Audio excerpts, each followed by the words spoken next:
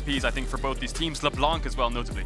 Graves, I think, just looking so oppressive and so just generally strong in the meta right now with, you know, so many AD options, AD assassins, AD junglers, a lot of, you know, the hyperscaling AD carries as well. We'll see how Cloud9 want to build their composition to potentially mitigate the value you get from the True Grit, from this top lane pick, and what Fudge wants to take into it. What is the option going to be? Again, we had a Malphite hover last game. I'm just saying maybe it's time for the Malphite, but the Twisted Fate, certainly a strong start. That makes me think it's not going to be a Malphite. That makes me think carry, because when you have Twisted Fate, you can affect both sides. So Jayce, to me, is one where you can play the lane for early push versus the Graves, and try and push that way, and then use Twisted Fate pressure mid. Ooh, I think C9 took a page out of Damwon's homework there. First rotating TF MF. That's exactly what Damwon Gaming did. And then I mean, if you want to copy somebody's homework, yeah, it's not bad. That's a good kid in the class. They swapped to Jayce, so they are going to still same kind of thing, right? They're playing TF Jayce. That's exactly what we saw Damwon doing. Will they go into the kind of similar full composition? But TF Jayce is probably the strongest topside you can get. The only problem is blinding TF when things like Ryze and Sylas up could be a bit dangerous. And it's very critical for how you play the early lane phase versus the Graves, because you can play it to get the early shove, and you can play it aggressively, but you have to support it with every resource. Twisted Fate does not start with the ability to get up to the top side. So jungle pathing is going to be incredibly important in who controls. We're going to get the Jarvan coming out here. Now, Tian, the last time he was picking Jarvan, it was on red side 1-2 against all his dashes. We talked about it. But this time around, not much mobility for C9, right? TF's going to get locked up. Jayce's only way out is queuing a minion in hammer form. And so they're going to go for Ryze Jarvan. You'd expect Sylas Jarvan, this kind of combo. The only AP damage will be in the mid lane, this double 80 topside. Now the question will be, if they do go for mid lane here, are Cloud9 going to match the first three with picking jungle on their own side, or will they opt to go for one of the premier AD carry options left up and available? But instead, don't want to put too much AD there. You got to get the Rumble. Jarvan classic combination. Yeah. The hot pot here. Jarvan Cataclysm and Rumble ultimate over the top. Yeah, I was thinking Ryze will do well kind of individually against TF, right? The 1v1's great, but Jarvan Galio could be good against this comp. Jarvan Rumble, the hot pot, is coming in. How does C9 respond? This is full AoE wombo. So this already, Cloud9 know the direction they have to go. They're not going to want to fight into these big AoE combinations, split the map, play for split pushing here. Blaber on early aggressive jungler. Xin definitely capable of setting them up for strong lanes. Now, interestingly, AD carry support not picked from either side. This is full top side from both teams. We saw Lwx talking about it, where they early rotate, you know, solo laners and things like this. We see it all from the top side now. So MF, Aphelios, we're going to see things like Kaisa, Ezreal, and Xin come out. Banning a lot. I mean, we have to see exactly what they want to ban. You can ban away the premier support options. Taking away Thresh obviously sometimes makes that pick like Aphelios feel a little bit weaker. I like the Ziggs respect ban coming out. Do not want to put C9 in a position where Vulcan is completely free to roam, or even set them up for one of the Ziggs kill lanes that we've seen so much of. Amumu, all but invisible since the play is now also getting banned away. But this is the luxury you have when both sides have matched first round picks heading into second round bans. They can target so many of these niche picks. Are they gonna, target Ezreal or target Aphelios as far as continuing on with the bottom side focus here? Because I think the Ziggs is really intelligent. They know Cloud9 are gonna want to have roaming plays early on to really set up solo push and split push, so they're trying to pin him in lane. I think Xin would be a big pick here for FPX, but it looks like C9 is gonna go for the Rakan. Looking for some kind of Ezreal or Rakan lane you'd expect with a double dash to play kind of weak side. Very, very safe, of course. You can play towards the top side. Now, FPX have full choice. We have got things like the Aphelios without Thresh, though. Kaisa could be a good pick, but then is it something you want to opt into? Because, I mean, if you do blind pick Ezreal, C9 can go Kaisa. I think Xin is just one of the strongest champs here. Definitely agree, high priority there, because it further enables that pick possibility if you're trying to spread things out. Rakan, I also just love as a pairing with Xin. Because if you're facing into Jarvan Rumble combinations there, Rakan is so good versus Jarvan. You cannot lock him down. Sets up a lot of river fights and vision skirmishes in your favor. Kaisa Rell. I mean, it's a lot of engagement. Wombo, baby. The Wombo is there, and I think at this point, I feel like you cannot afford to pick an immobile AD carry like Xin. You are so vulnerable to dives against a J4, Rell. I feel like it just has to be something with a dash, and it's not going to be the Ezreal. Instead, we're going to get the Tristana now coming out. Tristana into Kaisa. Okay. I thought they would go for Xin for long range, but like you said, Drakos, FPX going full dive. And this means, hey, we're going to keep you guessing where we're putting our focus. Xin Twisted Fate can go to the Jayce lane to support this pushing versus Graves early on, but they can also kill lane bottom side with Tristana, Hell of Blades, set it up with the Rakan. You can double jump, you can help him get in further. Yeah, and I want to see exactly what C9 were doing last time around, where Blaber, Vulcan, and Perkz were just moving up and down the river so beautifully. How do you do that that, you establish control on one side first. Have top pressure or bot pressure, and then transition that from top to mid to bot. Can they do this again? I expect them to play top side early, of course, with the Jayce. Path up there to cover him in the early stages so he can get the push, and then see how they dissect the map. I love that focus, because so much for this game does determine for me on the early stages, and can they set themselves up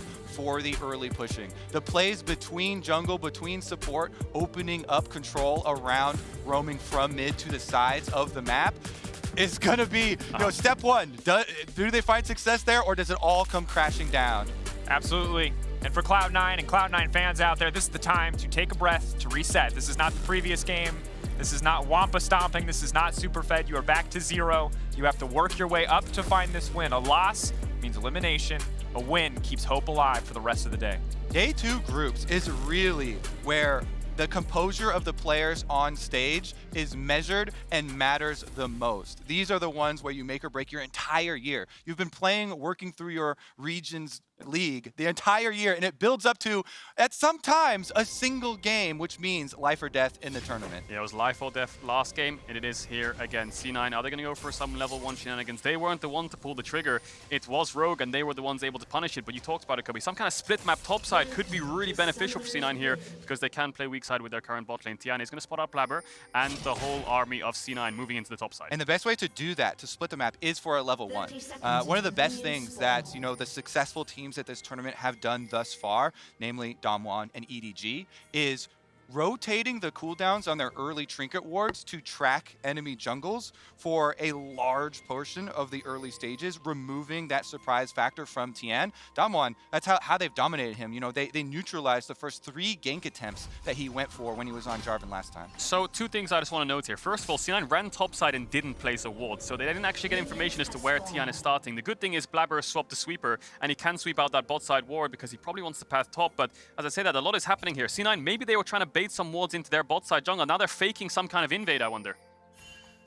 They don't have the sweeper with them, and the only benefit there is that your sweeper is ready at an earlier stage if you don't have the swap out, so you have the activation. If you drop the ward and then go back, then you won't be able to sweep before starting your camps, but he doesn't do it again, and the only one they get is up on Raptors. Yeah, a lot of things happening in this early game. The thing is, C9 didn't actually do anything. They didn't get any deep vision apart from that ward on Raptors with FPX Soul, so now they have control of bot push, and they have vision on Blaber. After shotgun a proc, and they get all 5 stacks down, immediate exhaust. They know they have to keep this fight going if they want to come out on top. It's Zven. Gets the explosive shot, well traded back by the side of C9. That could have been disastrous. And the reason I say they have vision on Blaber is because they have vision on this blue Zven. A lot of fighting here. Second trade definitely not going nearly as well. Zven going to be forced to use his POC very early. Lwx in a similar boat. I wonder if Blaber's going to do red Raptors into Gromp here. I think bot lane is kind of like Armageddon right now. Zven might have to base level 1. It's not going to be a cannon wave, so if FPX fast push this, I think Zven has to stay. And this is where we see the ramifications of the level 1 play, because exactly. Blaber goes over. Oh, the ward just it just expired. out. This is perfect. This is perfect for C9. Took the words right out of my mouth. Let's go. Yeah, but the thing is, Zven, look how much he's losing for not staying. I think Blaber could have covered him. Now he's level 1 with 2 CS. Lwx can base and maybe pick up a refillable. Come back out on the lane. A lot of experience missed there from C9. Even overlapping here, because he had early push there from Perkz, replacing the ward towards Raptors to see if the Jarvan makes the play towards top of this bottom side river, because we turn our eyes towards the Scuttle Crab spawn now, and off of the reset there, should be able to push out and acquire bottom one. Well, and just honestly, such a difficult level 1. Again, Zven also into precision instead of inspiration, so he doesn't have cookies, he doesn't have biscuits, he doesn't have anything here. It's so funny how we just talked so much about the early game, but nothing actually happened. Well, there's so much with the vision play, and again, the rotation of the cooldowns on your trinket ward is actually critical, and it has been the difference in these early fights. 3v3 bot side, you talked about it, Kobe. Zven can start to push the wave. It's bouncing in C9's favor. It's going to be a 3v3. So much AoE CC potential here, though, with the J4 coming in as well. They're focusing Tian for now. He's not going to be able to land the hook. Ooh, flag and drag not going to work. He's going to get the reset. They can go right back over the wall. Zven can get things kicked off. That's going to be first blood for C9. Oh, the target selection from Blaber and Vulcan, I just have to give him credit, because it looked like Crisp was walking up there, but they didn't make a decision on who they want to go onto. But Vulcan and Blaber instantly dive onto Tian. Zven right behind him has double buff, stacking wave. Are we going to see some kind of dive here? FPX don't have a heal. This is just so monumental of a victory for Cloud9, not only do they prep for the early skirmish, but winning on the crab, they also are able to secure this bottom crab. So you know that Tian is immediately going to beeline for top side crab. It's very easy to continue tracking him because you know the setup he cleared from blue side down to bottom 2. Yeah, look at the target selection from Vulcan and Blaber. Crisp walks up and kind of jumps in, but look at Blaber and Vulcan instantly going for jungle. Crisp is kind of a little bit dizzy there. Tian misses his combo because Blaber flashes Tian's combo. Zven follows first blood and double buffs. And this is why I love the Tristana pick for our bottom side, because you do have the threat, the kill potential here for the all-ins early on. It changes completely the way they want to play these early stages. Now we're seeing Jarvan as well exit from top side of the map and a re-entry on top side. Immediately Vulcan now moving with Blaber to try and take over this vision control of top side. And one thing I want to highlight is FPX blind picked Kaisa. C9 could have gone for Ezreal, but it's a losing lane. They opt into Tristana, a winning lane, and it has a dash as well to escape this Jarvan Rumble combo. You just talked about it, Kobe. Top side. Moving towards the top side. Nuguri has flash. Has the dash, has the smoke screen. Has to be patient, but there should be no way out of this one. Immediately the knockup, they follow through. Clean kill on the top side. When you win bottom side, unlock the support for the first roam. Those extra seconds matter so much. Yeah, we talked about it and we saw it last game. We thought C9 would unlock top first to bot, but they're unlocking bot to mid to top. Vulcan might have to dash out here. He has the flash. Then on the way, he can take his time on this one. Has to flash out, but he's going right back in. That's going to be the gold card. Vulcan getting burned lower and lower. They're trying to barbecue him alive. He's ticking down and he will drop. How many kills can they trade back? For now, it's a 1-for-1, but Nuguri on the way in. TP coming in too. Perkz going to go for the gold card, waiting to lock it in now. Blaber committing fully to the fight. Xin Zhao absolutely popping off. They do it first row, and they're going to do it again versus FPX. Triple kill for Blaber, baby! Are you kidding me? Kobe was jumping up and down there. That's a huge fight from C9. FPX had the numbers advantage initially, but massive props to Vulcan. 6 assists, 6 kills to C9, 3-0-3 for Blaber. This jungle supporter playing amazingly. That's the Blaber fish right there in the river. Another skirmish. And you called it out perfectly, Drakos. The commitment into the fight. Okay, so Vulcan, he holds everything, so nothing gets interrupted by the Rell, has the double dash to gain some extra range, and that makes Doinb commit his flash to finish off the first kill. Yeah, and as we see in the new Axe Effect replay, Nuguri does TP back, but he's so far away. He TP'd top, whereas Fudge TP'd mid, so by the time Nuguri arrives, Fudge does too. C9 come on top, 3 kills to Blaber. C9 are running away with this early game. You guys called it at the beginning of the day. This is not the week 2 of old. This is the new and improved week 2. Cloud9 now, they have to refocus. We talked about in Champ Select, first check mark was going to be the mid jungle roams. Can they set themselves up in these lanes for success? Yes.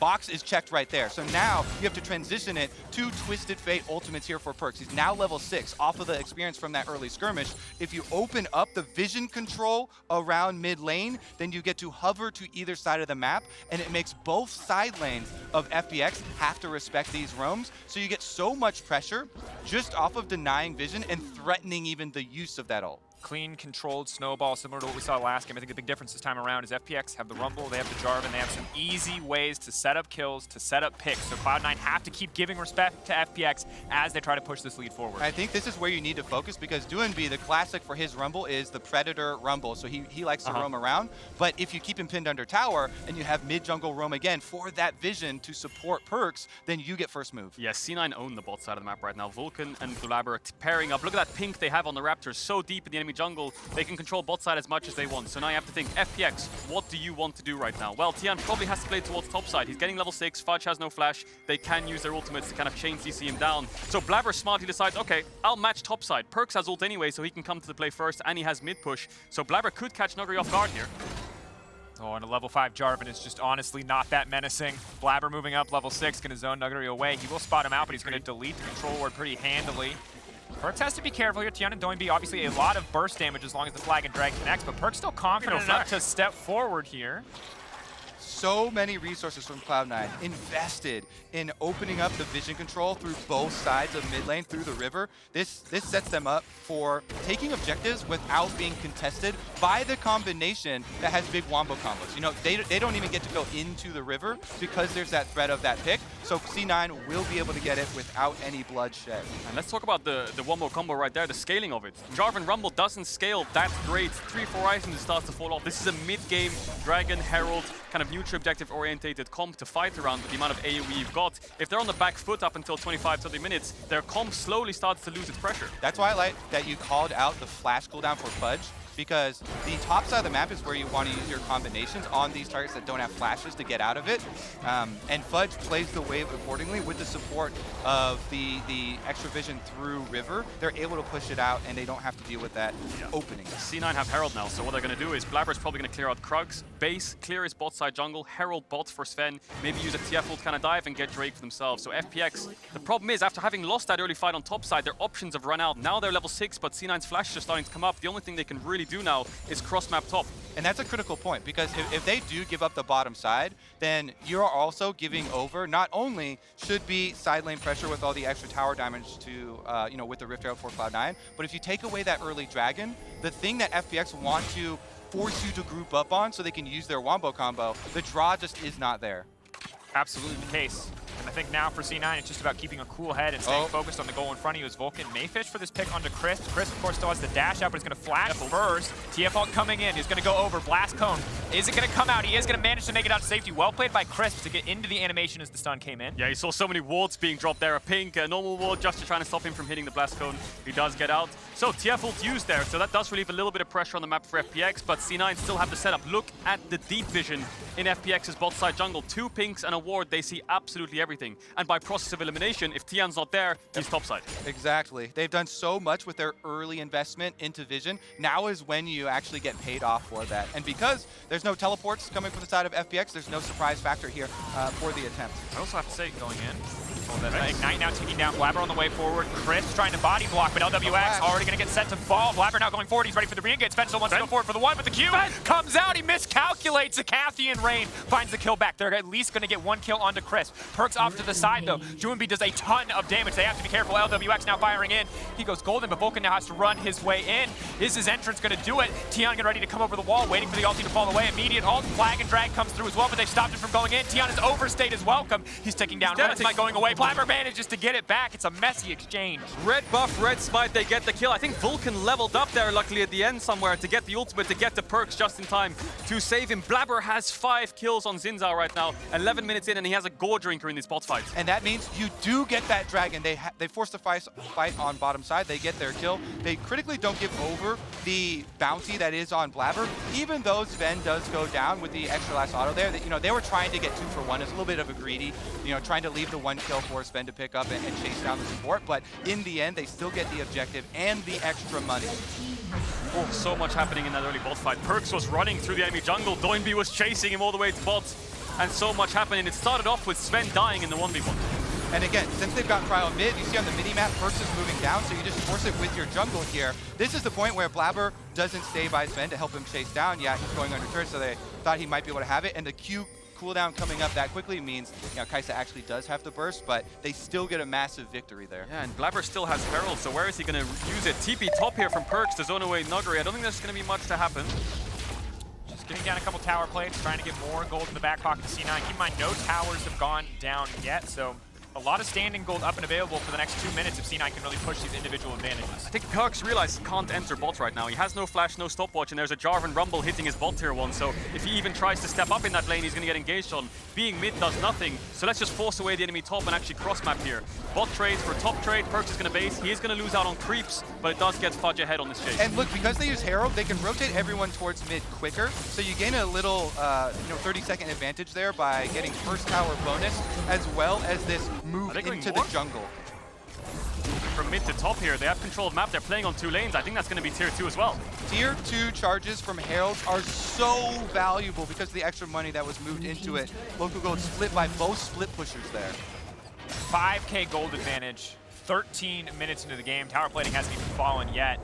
Cloud9, absolute control in the early game, total dominance. Again, 100% kill participation for Vulcan and Blaber. It felt like Blaber and Perkz in the first game, Vulcan and Blaber this game, absolute monsters. And again, this is similar to the last game, but Cloud9 are snowballing it ahead very effectively because they are not going for resets to try and defend weak side. They are forcing FPX to basically play this game of chicken because they can push harder. When you have Herald, you can get 2 for 1 in the trade. You can push all the way to the second turret. You can move in and get the deep vision. You don't have to respect the counter push from FPX, and you just take more in the trade than they can get on the weak side of the map. Yeah, a lot of macro going on there.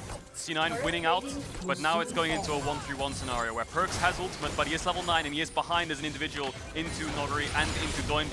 If they group up, you can see Doinb's right behind Nuguri. If they can get some kind of lockdown of the Perkz, he will die. So Blaber and Vulcan are trying to cover him. There could be some kind of 3v3 here, but the biggest winner right now is Fudge. He's taking a bot tower. Nuguri has to just TP from top to bot. He's gonna get stopped for the interrupt, immediate gold card. It's easy. Do they have enough damage to lock him down? He's been held up for a second. Blaber now on the way in. Nuguri running, but the TP is canceled, which means again the big winner is Fudge. Yeah, rings the bell right here for Fudge. You just earned a bunch of tower gold on bottom side. Can they punish mid though? Lwx wants to try and force. How many plates is he getting? I don't know how many plates that tower had, but he's gonna get the entire thing. Doinb has TP, but if he invests TP bot as well, and you're losing double TP against C9 with a global, it's lights out on any side lane play. So for now, they're just gonna let it drop, and FPX can't get anything topside. This is now almost a 6k gold lead. And gentlemen, Daniel and Bobby, if I may. This is refocusing on the main issue for Cloud9 in week 1 of groups. The coordination was all over the place. Even things as simple as teleporting to join a team fight. What was, desynced and 30 seconds off at sometimes. But this time around, week number 2, so clean on the calls here. Twisted Fate ult popped. They go, they stop the split pusher. They allow Fudge to get the extra tower. These macro victories are coming from such a cleaner setup, and the comms, you have to think, are so much cleaner this time around, so much more well-focused. And I think it's really good that you point that out, because in the Rogue game, you can credit C9 for responding well to Rogue's maybe over-eager invade. But in this game, they picked the bot fight. They outplayed in the skirmish in a bot lane. Zven started this game with 2 CS to 9 on the opposite side. I thought that was going to be the red flag to end this. And it wasn't. They turned that fight, they found that lead, and now on the opposite side for FPX, you're looking at tying C9 if C9 win this game, and you need to start sweating because you felt like the guaranteed second seed with Dom 1 in the lead. Doesn't feel like the case anymore. And I must say that, at the chance of cursing here, you can feel so much more confident in ending games through split push when you have the Twisted Fate, not just because of the obvious, oh, we have an extra global, but what is so big in professional games is the vision reveal. It removes some of the scary points where teams that have big wombo combos like FPX will oftentimes try and set up in rush, try and get these surprise plays where they pick somebody off, but Twisted Fate can be used very liberally to gain that extra vision. And I think he just popped ultimate right now, as you said it, Kobe. You can see on the right-hand side of the screen, the ultimate was used. He's going to use it towards mid after pushing out bot, and he just gets vision for the enemy team, right? Free Herald will spot them all out. I don't really need to make a side lane play for the next couple of minutes anyway, and they're just going to pop this Herald mid soon, you expect. 5-man grouped up, and Doinb is probably going to push in bot and collapse towards mid. We might see FPX look for some kind of defense here on a 5v5. Or are they just going to opt to give it up? If they do, they might lose Dragon as well. No Rumble here means it's really hard for them to force a fight, but they're going to try to kick things off as the TP is coming in. Rumble's going to go in and keep your eyes on the Equalizer. It goes across, but it's really not going to connect. Blaber now going to be in trouble. That's going to be a massive shutdown into the hands of the J4. Graves damage raining across the backside. Ulti well used, but the tower's still going to drop. 1 kill trade for the tower. Yeah, the objective was guaranteed, but Blaber and Vulcan dives for some kind of play on the backline. Crisp gets away without even using the flash, and then FPX just picked up a massive shutdown. So maybe they can look for this Dragon themselves. Doinb used TP and he's in a base, so it looks like it's just going to be a standoff for now. Yeah, they didn't quite have the range to follow up. Tristana gets more auto attack range from the passive with extra levels. Zven, it was very risky for him to follow up on that Blaber play. Yeah, there's 200 health left on Jarvan, really juicy Rell target right there that he wants to finish off, but they don't quite have the backline since Jayce can get blocked as far as the shock blast and not enough range to finish off that kill. So it's a very good punish by Tian to go in and actually punish Blaber trying to exit, just under Fudge has TP. TP now coming. Perkz on the way in as well. He has the flash. No rapid fire cannon, but the gold card will be ready in a moment. Nuguri's going to be in trouble. Flash back to the previous game. Is now going to dash and flash out to safety. Okay, I can see why they went for the play, right? There's no tier 2. Maybe they can overextend and get the kill, but Perkz didn't have ult to gap close to CC, and it feels like C9 are making good plays and the correct plays around the map, but they're just making these small blunders here and there. Now they've lost TP, they lost the member, they lost the shutdown, they almost lost the Drake. They're coming in, going to connect on Tian over the wall, but he's very far away from the rest of the team. There's so much chain CC. Blaber knows not to overcommit this time around. Lwx getting stronger and stronger. Level 11 already, improved Decathlon Rain means they do have to respect the potential for FPX to force a fight. Equalizer down though. Now Cloud9 can feel a lot more comfortable while they back away. C9 Crabber helping him out once again. They won the bottom crab fight. Then he's able to W dash over to this one as well for the exit because you have to take a magnifying glass to some of these plays, and Caedrel brings it up. The opportunity cost of going for that top side play where you don't have huge rewards is going to be a very delayed dragon. Yes, they still have control of the map, so you can go for the reset because nobody got caught there on the top side and try and get there, but this is going to be a much further delayed soul as far as stacking it up. And when you have full control of the map like this with your Twisted Fate ult and your extra globals, then you should be focusing on trying to acquire the value much quicker. Yeah, the reason this game just feels tense, even though C9's up 5k gold, is they were in a similar situation last time these two teams played each other, right? Yeah, absolutely. All you have to do now is just kind of play the map well, don't trade off evenly, and find good picks. But against FPX last time, that didn't happen, and it is FPX, right? The second seed from the LPL, so there's always that thought in the back of your mind of, you know, they can still find the comebacks. They have it's in the front of my mind. It's right there in 4K, baby. Flashbacks. But Fudge is the biggest point that they need to target, and he has no flash. He's the man that they need to kill FPX, but C9 are covering him. And again, I think the extra card that Cloud9 have to play, never mind, there it is. We're committing so much damage now onto Chris. Doesn't even have a chance to proc his own Aftershock, so very squishy. But Cloud9 committing to the siege. There's no response on the top side for FPX. Fudge has no flash. If they just 5-man dive onto him, they can get a guaranteed kill here. I think C9 know that they have to be careful. Cloud9 backing off. Cloud9 can see the force coming. Blaber just kind of teasing them, playing at the edge of madness. He knows if he overcommits, he dies, but if he plays on the edge, maybe he keeps FPX around so long that Chris dies before the fight even starts. Both sides backing away, but if that fight had kicked off, we might have seen 4 or 5 deaths on both sides. How can you not love Blaber's playstyle? He's just feeling himself. daring them. He's like, do it, what? Chunking them down, daring them to go on him again because he has the safety of the ultimate. Xin is very deceptively, good at taking those fights. Everybody's well, accustomed to it now with Gore Drinker, with your ultimate. But I kind of like that where they're chunking them down and kind of baiting them into it because you just need that one overstep that will blow the game wide open. He's feeling himself. He's playing with confidence, right? He knows FPX's limits and he's showing it to them in their face in the way he plays the game. And it's just great to see what C9 are doing around the map, right? They push in mid, move bot, siege the bot tier 2, force FPX to respond. Perkz TP's top to push out. They keep all 3 lanes pushed in. Perkz has a global anyway, and Fudge's flash is coming back up soon, so they don't actually have to cover Fudge as much. But the later we go, the higher the stakes get on some of these small decisions. Tension building. Kobe, you can't see him, but he's running in place. He wants to feel excited, but he's afraid. I understand the feeling well. Excuse me, sir. I am the picture of calm and professional, reliable. I didn't say it was professional. I do want to bring up, though. Sam, calm down. Excuse me, sir. This is a Wendy's. I do want to bring up once again, the biggest difference to me and what might help bring down the blood pressure of some North American fans at this moment is that the difference between the previous game versus FPX and this one is that your split pushing, again, is afforded much more safety by the vision reveal of Twisted Fate. So now it is not as much on, okay, they have to do the steps of moving in to get the deep vision for the rotation first. You have a little bit of an extra out with the extra cooldown reduction here for Perkz' ultimate. So they have a little bit more safety. And it's a kind of deja vu from the last time they faced because Tian's on Jarvan and because FPX have hard engage. They have one play to make over side lanes, and that's catch you and engage on you. Perkz is playing a similar champ where you have a global and you have a flash to get out of these kind of lockdown CC abilities, so they should know from what happened last time around and why they lost, how to adapt and how to win this time around with the similar composition that FPX have. That said, FPX always fishing. Looking for that opportunity, looking for that engage, looking to catch out an isolated member. Cloud9 doing very well, never leaving any one person to roam alone. And you can see Fudge on the bot side. He should be able to push in and take this tier 2. Not really going to go match. His only job is not to be careful, right? If he sees them in mid, he can start to hit this tower. If he doesn't, he's going to get collapsed on. C9 should know from their mistakes in the last couple of games when to push these towers. I just like how you say his only job is to be careful, and he's face taking the turret. Yeah, Perkz used ultimate to spot him out. He's getting engaged on. Eyes on the Rumble, Equalizer. It's big damage across the backside, but Vulcan fishing for the disengage. Instantly, the AD carry into the backside. Lwx getting exhausted, though, is clutch. Chris now going in, but he's just going to get burned down. Aftershock, not enough. Zven finding the resets. Cloud9, do they want to commit to anything else? It's a recall from Perkz. Looks like they're happy to just back off. No, just baiting. This is huge. No, this is huge tempo. You got to push forward now. Try and leverage the kill. They can get the extra towers.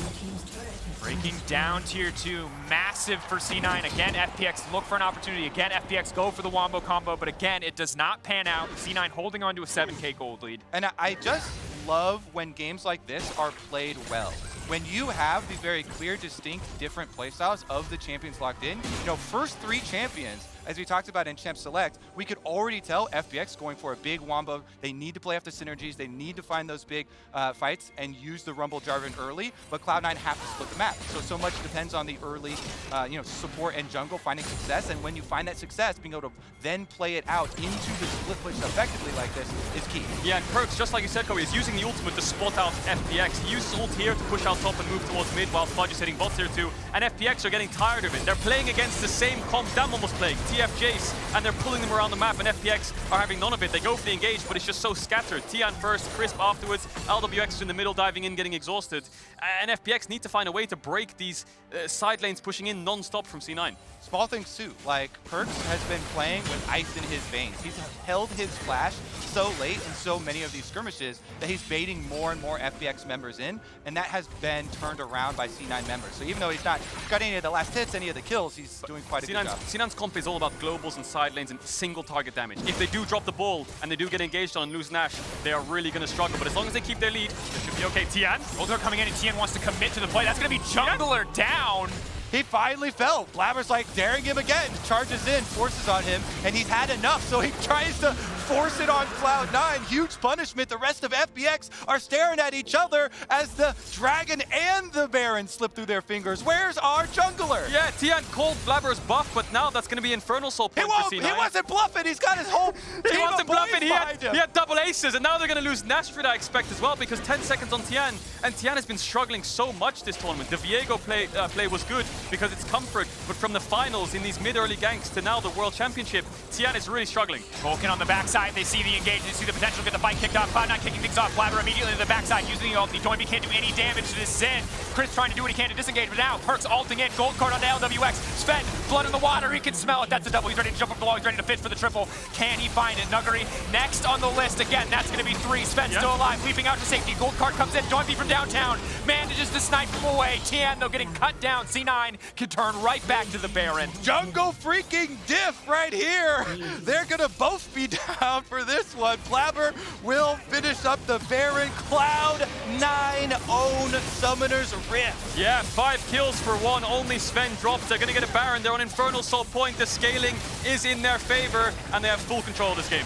Tian died for the pick, forced the fight for the rest of the team. As soon as he revives, runs back in, dies again. Name in Lights and Cloud9 in back-to-back must-win games. Yeah, and the survivability tools that C9 can now have, right? Blaber has the stopwatch he can build towards GA. Perkz can now start building Zhonya's. This dive comp from FPX is running out of time. And C9 had a free Baron here, but they just want to turn because of Vulcan's positioning. Great engage on the backline to buy time for Blaber to come and follow up. And it's all about Perkz' rapid fire to keep this fight going. Ults behind them, rapid fire onto Lwx. The target selection was great. Exactly. You mentioned before, but Blaber's not bluffing. He has the chase from the rest of the team right behind him. Twisted Fate ultimate. Tristana jumping right over, chasing down every one of the kills. And now we're going to go right out of that replay into a full reset from Cloud9, Baron-powered recalls, and they've spent all that money. Yeah, and they've got such good side laners to do it as well. Fudge can push in bot, just give him vision. You can see Perkz is already hovering around with ultimate up. FPX, the only way you can stop this siege is Rumble ulting waves or hard engages. So they're going to have to make one of the 2 decisions soon when C9 starts hitting onto their inhibs. 9 pushing their vision line forward. 4 members here. You've got Jayce pushing in on the bottom side. Slow, controlled siege. Cloud9 far enough ahead that they maybe can take a full-on 5v5, but not going to take any risks here. Have poke, have Baron buff. They do not need to play this fast. They can take their time. Yeah, target selection is key here for FPX. Obviously, Fudge has no flash, but he has stopwatch. I talked about the defensive items. Look at the stopwatches on C9. They need to be careful. Perkz has flash coming up as well. The siege begins. Bot tier 3 falls. FPX are on a timer. Blaber committing. Sees Chris already use the Hex Flash. Now wants to go in. As long as he has the ultimate, he's relatively safe to step forward. Perkz just poking. They're committing again. Tian going to be locked up. Vulcan pops the ult, expecting a little bit more of a fight. That is 1 cooldown missing. But C9 might just try to end the game. Backing off is the best choice here. You have a wave coming in. You could try to threaten it, but now they've lost Vulcan's ultimate. Crisp has flash. C9 could just back off here, but it looks like they're going for it. Going back. Gold card ready, FPX respecting it. They're getting zoned away. It's the rapid fire cannon as well. Waiting, biding their time. FPX need to make a decision soon. It's a slow siege in. They're going to lose at least 1 tower if they don't kill this cannon minion. 1 tower will fall. Now committing. Tian has fully gone in for the fight. If they lose this one, Cloud9 will just end the game. Now Blaber going forward, taking out the jungler.